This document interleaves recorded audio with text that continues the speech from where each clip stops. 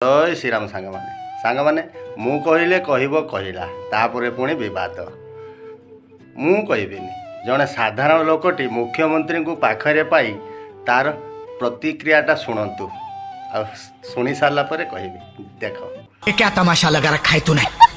रुको जरा सबर करो। मु केबे भी भाबी नथिली मुख्यमंत्री आसी मो दुकान में चाय पीवे।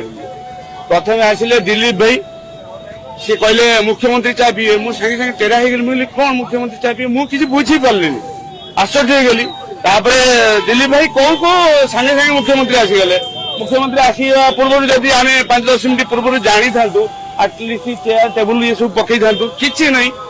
दिलीप भाई कहवा संगे संगे तापरे आसी मुख्यमंत्री पहुंच गले आसिक मो दुकान में चाह पीले मुझे मो जीवन धन्य हो गला मुझे महान हो गली ये दुकान जमी पवित्र हो गला केबे ही भावी नथिली ये सब हम बोली मु बहुत खुशी।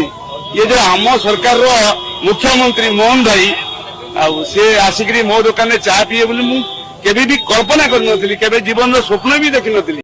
भाई माने देखिले या पर आपण माने कहते आमे जो लोकों को सरकार कहूँ एटा कौन भूल भाई मु कहूनी साधारण जनता कहते। जय श्री राम। बात तो सही है।